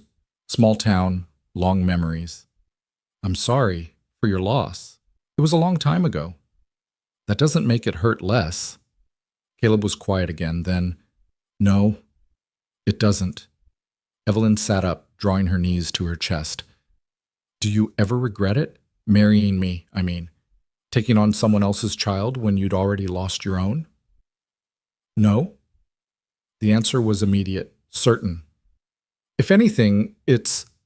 He paused, searching for words. Thomas reminds me that I can still do right by a child, that I'm not cursed or broken or whatever I thought I was after I lost them. You're not broken. Felt like I was for a long time. He stood and moved to the window, looking out at the dark prairie. After Elizabeth died, I told myself I'd never go through that again. Never care that much, never risk that much pain. Easier to be alone. And now? Now I've got a wife and a son and a reason to get up in the morning besides feeding cattle. He glanced at her over his shoulder. Turns out alone isn't easier. It's just lonelier. Evelyn's heart squeezed. She wanted to go to him, to offer comfort, but she wasn't sure if it would be welcome. Their marriage existed in such a strange space, legally binding, emotionally complicated, physically distant. Caleb, she said softly, you don't have to sleep in that chair anymore. He turned to face her fully. Evelyn, I'm not asking for anything you're not ready to give, but the chair can't be comfortable, and the bed is big enough for both of us. We're married. We can share a bed without... She felt her face heat, without it meaning more than sleep. Caleb studied her for a long moment. You're sure? I'm sure. He nodded slowly. All right. That night they lay on opposite sides of the bed, a careful distance between them. Evelyn was acutely aware of his presence, the sound of his breathing, the warmth radiating from his side of the bed, the dip of the mattress under his weight. But there was also something comforting about it, something that made the darkness feel less vast. She fell asleep easier than she had in weeks. The change was gradual but unmistakable. Sharing a bed led to accidental touches in sleep, a hand brushing an arm, a foot bumping a leg. Those touches led to a growing ease with proximity. Caleb started sitting closer at meals. Evelyn found herself touching his shoulder when she spoke to him. Small gestures that meant nothing individually, but together suggested something shifting. Thomas noticed. Are you and Pa sweet on each other now? He asked one morning while helping Evelyn gather eggs. Evelyn nearly dropped the basket. What makes you ask that? You smile at him a lot, and he smiles back. And last night at dinner you were holding hands under the table. Had they been? Evelyn tried to remember. They must have been, because Thomas was rarely wrong about such things. We care about each other, she said carefully. Is that all right with you? Thomas shrugged. I guess so. I like it when everyone's happy. Are you happy, sweetheart? Yeah, Thomas grinned. I like it here. I like Pa teaching me stuff. And I like that you don't look scared anymore. Evelyn pulled him into a hug. I'm not scared anymore. We're safe now. And they were. The court's ruling had been final. Marcus hadn't been heard from since, and life had settled into something that felt almost normal, almost like the family they were pretending to be. Except Evelyn wasn't sure they were pretending anymore. The realization hit her one evening in early autumn. She was at the stove making stew when Caleb came in from the barn, Thomas riding on his shoulders. The boy was laughing, holding onto Caleb's hair for balance, and Caleb was grinning in a way she rarely saw. Found this one trying to climb into the loft, Caleb said, swinging Thomas down. Told him he needs to be bigger first. I'm getting bigger, Thomas protested. I grew a whole inch since we got here. That you did, Caleb ruffled his hair. Go wash up for dinner. Thomas ran off, and Caleb moved to the wash basin. Evelyn watched him, this man who'd been a stranger and was now so thoroughly woven into her daily life, she couldn't imagine it without him. He'd given them safety, yes, stability. But somewhere along the way, he'd also given them something more precious, himself. What? Caleb asked, catching her staring. Nothing, just thinking. About? Evelyn hesitated, then, about how different things are now. How different you are. Caleb dried his hands slowly. Different how? Lighter, less haunted. She moved closer. Happy, maybe. He considered this. Maybe I am. Because of the ranch? The help with work? Because of you. The words were quiet but steady. Both of you. This house was dead before you came. Now it's alive again. Evelyn's breath caught. Before she could respond, Thomas came thundering back down the stairs, breaking the moment. But as they sat down to dinner, Caleb's words echoed in her mind. Because of you. That night, lying in the darkness with Caleb beside her, Evelyn finally acknowledged what she'd been trying to ignore for weeks. She was falling in love with her husband. It should have been impossible. You couldn't fall in love with someone in just a few months, especially not when the marriage started as a transaction. But the heart didn't care about logic or timelines. It just felt what it felt.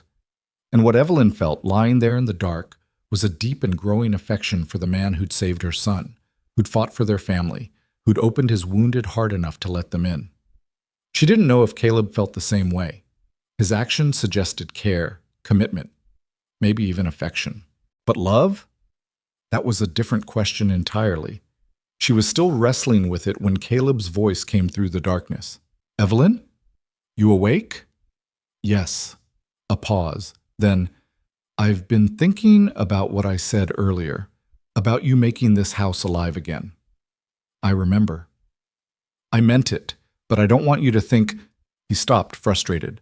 I'm not good with words. You're doing fine. Caleb shifted, and Evelyn felt the mattress move. When I married you, it was for practical reasons. I told myself it would stay that way. Simple, clean, no complications. Evelyn's heart began to pound. And now? Now nothing about this feels simple. His voice was rough. You're in my head all the time. I catch myself watching for you, listening for your voice. When you smile at me, it feels like... He stopped again. Like what? Evelyn whispered. Like maybe I'm not as dead inside as I thought I was.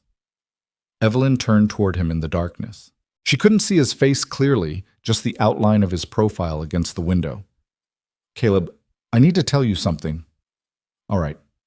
This marriage, what we have, it's not just practical for me anymore either. I care about you, more than I expected to, more than I probably should. Silence. Long enough that Evelyn's stomach began to twist with anxiety. Had she said too much? Pushed too far? Then Caleb moved, closing the distance between them. His hand found hers in the darkness, his fingers threading through hers. I care about you too, he said quietly. I'm not sure what that means yet, but I wanted you to know. Evelyn squeezed his hand. That's enough. For now, that's enough. They lay like that, hands clasped, until sleep claimed them both. The next morning brought unexpected visitors. Evelyn was kneading bread when she heard horses approaching. Her first instinct was fear. Marcus, come back to cause more trouble. But when she looked out the window, she saw an older woman in traveling clothes being helped down from a wagon by a man who was clearly her driver. Caleb emerged from the barn, his expression wary. Can I help you? The woman straightened her hat and approached with the bearing of someone used to being obeyed.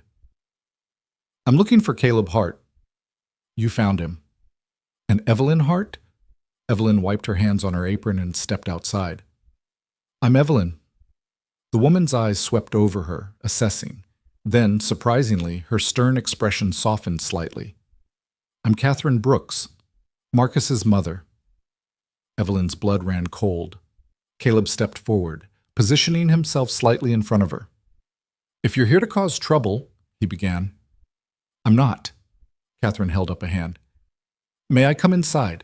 I've traveled a long way, and what I have to say deserves to be said sitting down. Caleb and Evelyn exchanged glances. Finally, Evelyn nodded. Come in. They settled around the kitchen table, tension thick in the air. Catherine accepted coffee but didn't drink it, just wrapped her hands around the cup. I heard about the court hearing, she began. My son told me his version, of course, full of indignation and accusations. But I know my son, Mrs. Hart. I know when he's lying. Evelyn said nothing, waiting. So I made some inquiries of my own, spoke to people in town, to the judge's clerk, to anyone who'd witnessed what happened in that courtroom. Catherine's voice was steady but pained. And I learned the truth about why you ran, about the trust fund, the debts, my son's real motivations. He's your son, Evelyn said carefully. Why are you telling us this? Because he's my son, but he's also wrong.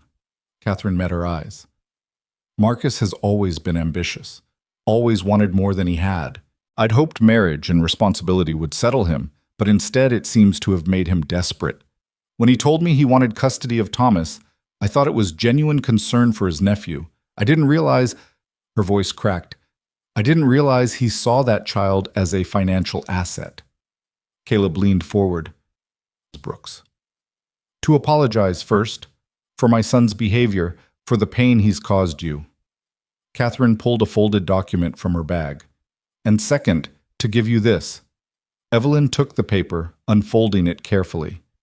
It was a legal document, dense with formal language, but the key phrase jumped out at her. Relinquishment of all claims to guardianship or custody of Thomas Brooks. I don't understand, Evelyn said.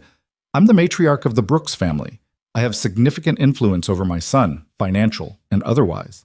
I've made it very clear to Marcus that if he continues this vendetta, he'll lose my support entirely, which means he'll lose access to the family money that's currently keeping his creditors at bay. Catherine's expression was firm. He's agreed to sign this document, relinquishing any claim to Thomas, in exchange for my continued financial assistance with his debts. Evelyn's hands shook. Why would you do this? Because I may have raised a fool, but I'm not one myself. Catherine's voice softened.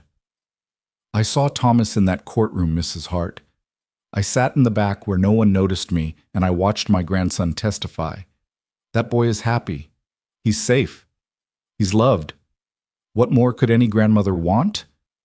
Tears stung Evelyn's eyes. You're giving him up. I'm setting him free. There's a difference. Catherine stood. I won't intrude on your lives. But if you're ever in need, if there's anything my grandson requires, you can contact me. Not as an adversary, as family. She placed a card on the table with her address, then moved toward the door. Caleb stood to see her out.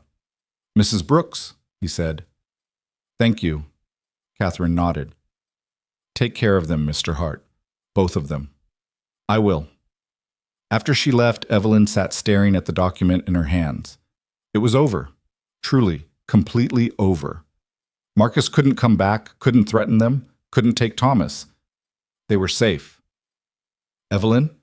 Caleb's hand settled on her shoulder. You all right? She looked up at him, tears streaming down her face, and laughed. It came out shaky but genuine. I'm better than all right. We're free, Caleb. Really free. He pulled her to her feet and into his arms. It was the first time he'd held her like this, not out of necessity or for show, but simply because they both needed it. Evelyn pressed her face against his chest, feeling his heartbeat steady and strong beneath her cheek. We're going to be okay, she whispered. Yeah, Caleb said, his voice rough. We are. When Thomas came in from the barn a few minutes later, he found them still standing there, wrapped around each other in the middle of the kitchen. He grinned. You are sweet on each other. Caleb laughed, a real, full laugh that Evelyn had never heard before. Maybe we are, son. Maybe we are. And for the first time since this whole journey began, Evelyn believed it might actually be true. That night, after Thomas had gone to bed, Evelyn and Caleb sat on the porch watching the stars emerge. The air was crisp with the promise of autumn, and somewhere in the distance a coyote called out to the darkness.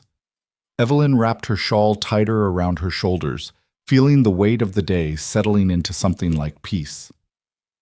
I keep thinking I'm going to wake up and find out this was all a dream, she said quietly, that Marcus will still be out there, that we'll still be fighting. Caleb reached over and took her hand, pulling it into his lap. His thumb traced slow circles on her palm. It's real. Catherine Brooks made sure of that. Marcus can't touch us now. I still can't believe she did that. Chose us over her own son. She chose what was right over what was easy. Takes courage to do that. Caleb's voice was thoughtful. Reminds me that people can surprise you, even when you think you've got them figured out. Evelyn looked at their joined hands, thinking about how much had changed in just a few short months. You've surprised me. Have I? Every day. She turned to face him. When I first saw you at that gate, I thought you were going to turn us away. You looked so hard, so closed off. I never imagined you'd become this. This? Someone I can't imagine living without. The words hung between them. honest and vulnerable. Caleb's hand tightened on hers.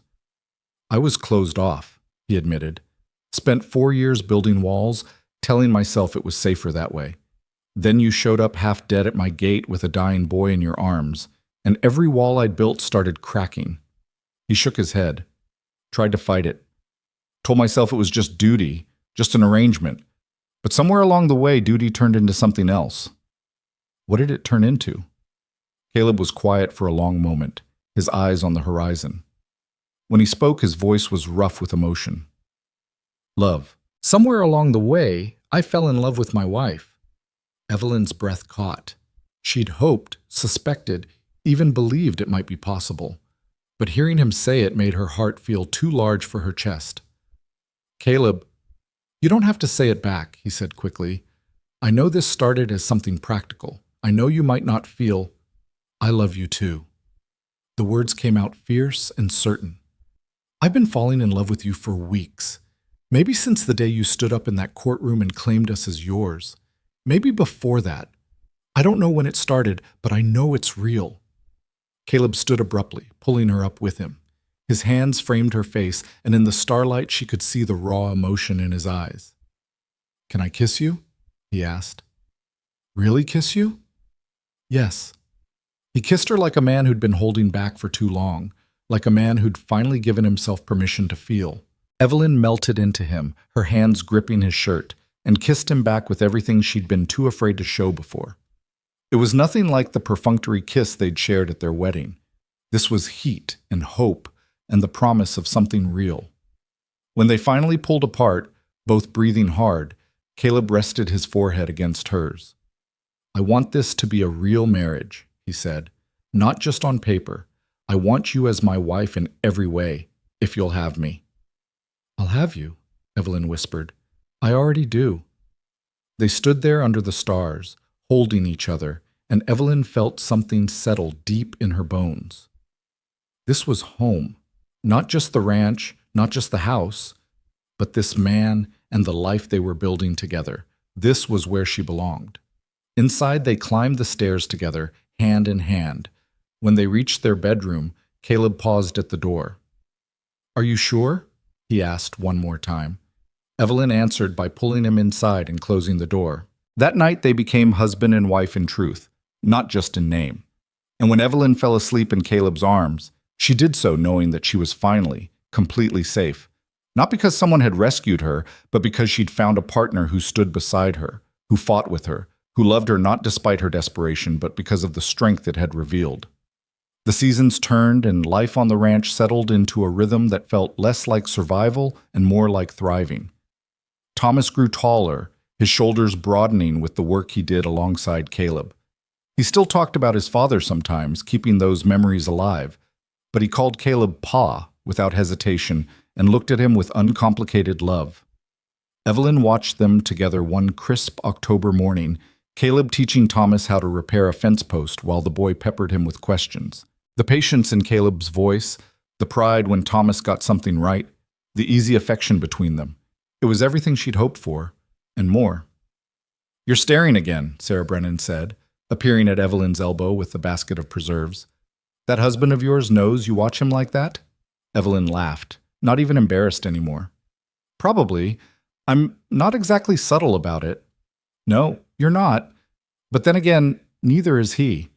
Sarah nodded toward where Caleb had looked up, caught Evelyn watching, and smiled before returning his attention to Thomas. That man's head over heels for you. Anyone with eyes can see it.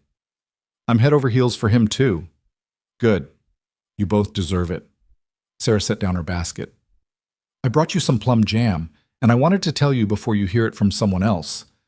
Marcus Brooks left town. Evelyn's stomach tightened automatically, an old fear rising before she could stop it. Left? Moved back east, from what I heard. His mother cut him off financially, unless he gave up the custody fight, and without her money, he couldn't maintain his lifestyle here. Last anyone saw, he was packing up his things looking bitter as old coffee. Sarah's expression was satisfied. Good riddance, if you ask me. Good riddance, Evelyn agreed softly. After Sarah left, Evelyn stood on the porch letting the news sink in. Marcus was gone. Not just defeated, but actually gone from their lives entirely. The relief was enormous, but it was also tinged with something unexpected: pity. Marcus had destroyed himself chasing money and control, and now he had neither. She thought about Catherine Brooks, who'd chosen her grandson's happiness over her son's greed.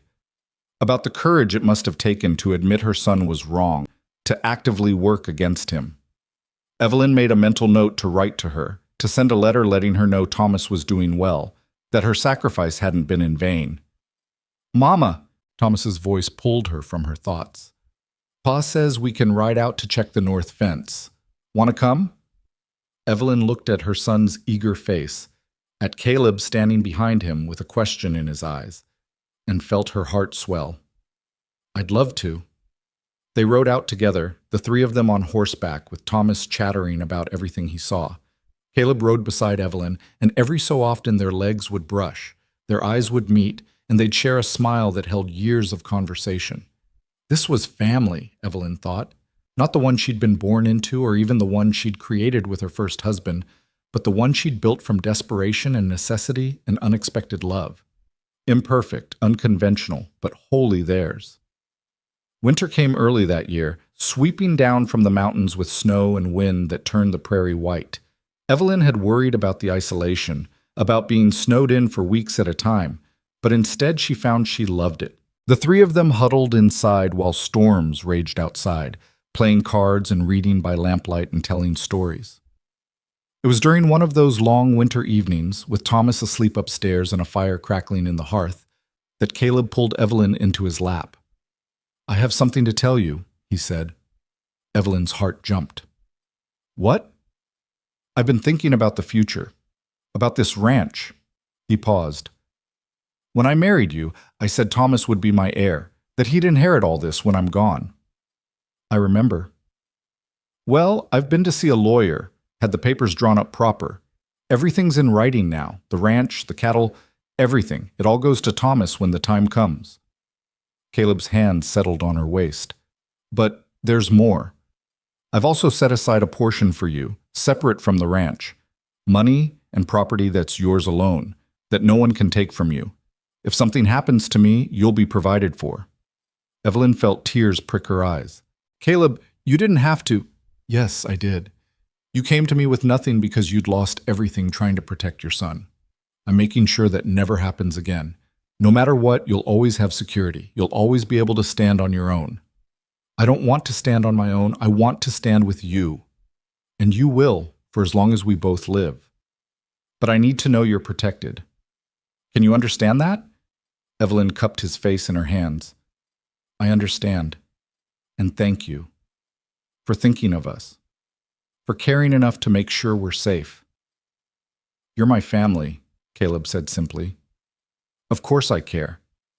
She kissed him then, slow and deep, pouring everything she felt into it. When they finally pulled apart, Caleb's eyes were dark with desire. "Thomas is asleep," he murmured. "He is. And it's early yet." "It is." Caleb stood, lifting her with him. "Then let's go to bed." They made love slowly that night, taking their time, relearning each other with hands and mouths and whispered words. Afterward, lying tangled together in the darkness, Evelyn felt a contentment so deep it was almost frightening. "What are you thinking?" Caleb asked, his fingers tracing patterns on her shoulder.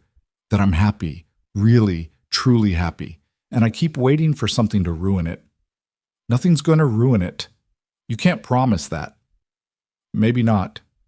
But I can promise that whatever comes, we'll face it together." He pulled her closer. "That's what family does." Evelyn pressed a kiss to his chest, right over his heart. "I love you. I love you too." They fell asleep like that, wrapped around each other, the wind howling outside but warmth surrounding them. Spring came with a rush of green and new life. The cattle had calved successfully through the winter, and Thomas was beside himself with excitement over the new foals in the barn. Evelyn spent her days planting a garden that was 3 times the size of last year's, already planning what she'd preserve for next winter. It was during one of those long spring days, with the sun warm on her shoulders and dirt under her fingernails, that Evelyn realized she'd missed her monthly courses. Once could be stress or chance, Twice was unusual. 3 times was something else entirely. She didn't say anything at first, afraid to hope, but when another week passed and she woke feeling queasy, she knew. She was pregnant. The realization was overwhelming. Joy and fear and wonder all tangled together. She'd been pregnant before, had carried Thomas and given birth in a comfortable home with her first husband by her side. But this felt different. This child would be born into a family that had been forged through hardship, a family that chose each other every single day. This child would belong to both of them. She told Caleb that evening after Thomas had gone to bed. They were sitting on the porch again, their favorite place to talk, and Evelyn's hands were shaking as she took his. "I need to tell you something," she began. Caleb immediately looked concerned. "What's wrong?" "Nothing's wrong. Everything's right, actually, more right than I could have imagined." She took a deep breath. "I'm pregnant." Caleb went absolutely still. His eyes widened and she saw something flash across his face. Shock, fear, hope, all in rapid succession. "You're sure?" His voice was barely a whisper. "As sure as I can be without seeing a doctor, but yes, I'm sure." Caleb stood abruptly, pacing to the edge of the porch and back. Evelyn's stomach twisted. Was he angry? Afraid? She couldn't read his expression. "Caleb, say something, please." He turned to her, and she saw tears streaming down his face. "I never thought, after Elizabeth, after the baby, I never thought I'd get another chance at this." Evelyn stood and went to him, taking his face in her hands. "You're getting that chance now. We're getting it together." "I'm terrified," he admitted. "What if something goes wrong? What if I lose you like I lost her?" "You won't. I'm strong, Caleb. And we'll get the doctor involved early, make sure everything's done right. We'll be careful." "What if I'm not a good father? What if—" "You're already a good father. Thomas adores you. This baby will too." Caleb pulled her into his arms, holding her so tightly she could barely breathe. "A baby," he whispered against her hair. "Our baby." "Our baby," Evelyn confirmed. They stood there for a long time, just holding each other, letting the reality of it sink in. A new life, created from their love, growing inside her. It felt like a miracle. The months that followed were a blur of preparation and anticipation. Caleb was hovering and overprotective, barely letting Evelyn lift anything heavier than a teacup. She found it both endearing and exasperating, but she understood where it came from. He was terrified of losing her, of losing the baby, of history repeating itself. Thomas was thrilled about becoming a big brother. He helped Caleb build a cradle in the barn, carefully sanding the wood smooth so there wouldn't be any splinters.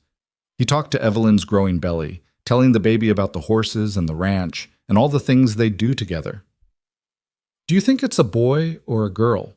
Thomas asked one afternoon while they were shelling peas. "I don't know, sweetheart. What do you hope for?" Thomas considered this seriously. "A sister, I think. I already know how to be a boy, but I don't know anything about sisters. It would be an adventure." Evelyn laughed and kissed the top of his head. "Either way, you'll be a wonderful big brother." As summer turned to autumn again, marking a full year since they'd arrived at the ranch, Evelyn's belly swelled large and round. She moved more slowly now, her back aching and her ankles swelling, but she'd never felt more content. Caleb doted on her constantly, bringing her tea and pillows and rubbing her feet in the evenings while Thomas read aloud from his school books. "We're a real family now, aren't we, Mama?" Thomas said one night, looking up from his book. "We've always been a real family, baby." "I know, but now we're going to be even more real, with the baby and everything." He grinned. "Pa says the baby's going to need all of us to help take care of it. Says raising children takes a whole family." Evelyn looked at Caleb, who was watching them with soft eyes. "Your pa's right. It does take a whole family. Good thing we have one." The baby came on a cold November night during the first snowfall of the season. Evelyn's labor started in the afternoon, and Caleb sent Thomas to fetch the doctor while he stayed with her, his face pale but determined. "I'm scared," he admitted, holding her hand as another contraction gripped her. "I know, but I'm going to be fine. We're both going to be fine. Promise me." "I promise." The doctor arrived just as the sun was setting, and Thomas was sent to stay with Sarah Brennan for the night. The labor was long and hard, and there were moments when Evelyn saw the fear in Caleb's eyes, the memories of his first wife's death haunting him. But she kept her promise. She fought through every contraction, every wave of pain, and in the early hours of the morning, as snow fell softly outside, their daughter was born. The baby came into the world wailing, pink and perfect and utterly furious. The doctor placed her on Evelyn's chest, and Evelyn looked down at the tiny face scrunched up in indignation. "A girl," she whispered. "We have a daughter." Caleb was sitting beside the bed, tears streaming down his face unashamedly. "She's perfect. You're perfect. I can't believe—" His voice broke. The doctor cleaned up efficiently, checking both mother and baby thoroughly. "Everyone's healthy," he announced. "Strong heartbeat on the little one, and Mrs. Hart came through beautifully. You've got yourselves a fine daughter." After the doctor left, Caleb climbed onto the bed beside Evelyn, careful not to jostle her. Together they looked down at their daughter, who had stopped crying and was now blinking up at them with dark blue eyes. "What should we name her?" Evelyn asked. Caleb touched one tiny fist with his finger, and the baby immediately gripped it. "Elizabeth," he said softly. "After my first wife, if that's all right with you." Evelyn's eyes filled with tears. "It's more than all right. It's perfect. Elizabeth Hart." "Elizabeth Rose Hart," Caleb amended. "After both of them. After everything that's brought us here." They brought Thomas home the next morning to meet his sister. He approached the bed cautiously, his eyes wide with wonder. "She's so small," he whispered. "You were this small once, too," Evelyn said. "Want to hold her?" Thomas nodded eagerly. Caleb helped him sit in the rocking chair and carefully placed Elizabeth in his arms, showing him how to support her head. Thomas looked down at his baby sister with pure adoration. "Hi, Elizabeth. I'm your big brother, Thomas. I'm going to teach you everything. How to ride horses and feed chickens and find the best rocks by the creek." He looked up at Evelyn and Caleb with shining eyes. "She's the best thing ever." Caleb's hand found Evelyn's, squeezing tight. "She is. You both are." The first year of Elizabeth's life passed in a blur of sleepless nights and tiny milestones. She was a happy baby, quick to smile and slow to fuss, and she had both Caleb and Thomas wrapped around her tiny finger from day one. Thomas took his role as big brother seriously, always the first to notice when she was fussing, always wanting to help. Caleb was a different man than the one Evelyn had met 2 years ago. The hardness had melted away entirely, replaced by a gentleness she never would have believed possible. He held Elizabeth like she was made of glass, sang to her in the evenings, and spent hours just watching her sleep with wonder in his eyes. "I never thought I'd have this," he told Evelyn one night. They were in bed, Elizabeth asleep in her cradle beside them. A family, children, someone to love who loves me back. After Elizabeth died, I thought that part of my life was over. And now? Now I wake up every morning and can't believe how lucky I am." He rolled to face her, his hand settling on her waist. "You gave me everything, Evelyn. You gave me a son and a daughter and a reason to live. How do I ever thank you for that?" "You already have. Every day. Just by being you." As Evelyn kissed him softly. "We saved each other, Caleb. That's what we did." As Elizabeth grew from infant to toddler, the ranch prospered. Caleb expanded the herd, built new corrals, and hired help during the busy seasons. Thomas, now 9 years old, worked alongside the ranch hands like he'd been born to it. And Evelyn found herself not just managing a household, but actively participating in ranch decisions, her opinions valued and respected. They were partners in every sense of the word. One spring afternoon, nearly 3 years after she'd first collapsed at Caleb's gate, Evelyn stood on the porch watching her family. Thomas was in the corral teaching Elizabeth how to feed carrots to the gentlest horse while Caleb supervised, ready to catch his daughter if she wobbled. Elizabeth's delighted laughter carried across the yard, and Thomas's patient explanations made Evelyn's heart swell. Sarah Brennan rode up, dismounting with a grin. "Still staring at that handsome husband of yours?" "Every chance I get," Evelyn admitted. "As you should. That man worships the ground you walk on." Sarah tied her horse and climbed the porch steps. "I actually came to tell you something. Got a letter from a friend back east.